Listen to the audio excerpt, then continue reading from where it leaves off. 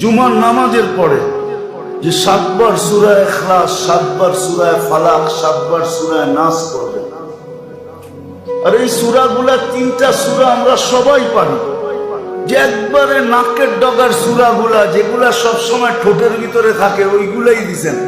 সূরা ইখলাস, কুল হুয়াল্লাহ, সূরা ফালাক, সূরা নাস, যে জুমার পরে 7 বার পড়বে, 7 বার পড়বে, আগামী জুমা পর্যন্ত সে সমস্ত ধরনের কঠিন রোগ বিপদ আপদ থেকে সুরক্ষিত থাকবে, সুরক্ষিত থাকবে।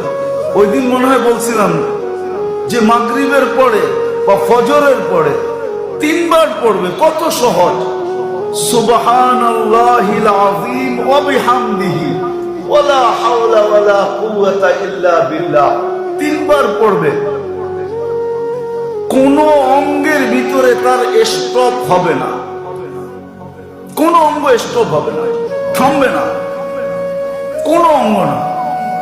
স্ট্রোক হয় না, আসলে স্ট্রোক হয় না, আসলে স্ট্রোক হয়, থাইমা যায়।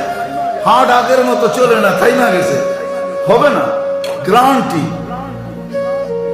প্যারালাইসিস হবে না। সাহাবী রাসূল কসম খেয়ে বলছে হবে না।